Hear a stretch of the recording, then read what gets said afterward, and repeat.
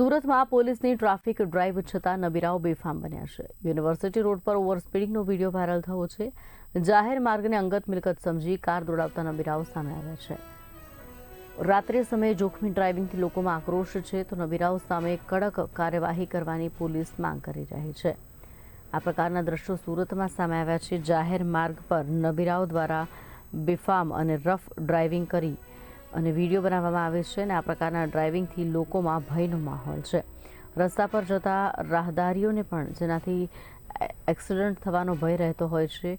આ પ્રકારના દ્રશ્યો સામે આવ્યા છે, જેમાં અત્યંત રફ ડ્રાઇવિંગ યુનિવર્સિટી રોડ પર અને ઓવર સ્પીડિંગનો વિડીયો પણ આમાં સામે આવ્યો છે।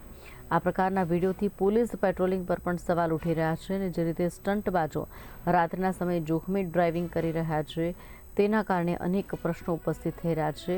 આ પ્રકારના નબીરાઓ સામે પોલીસ કડક કાર્યવાહી કરે તેવી માંગણી કરવામાં આવી છે।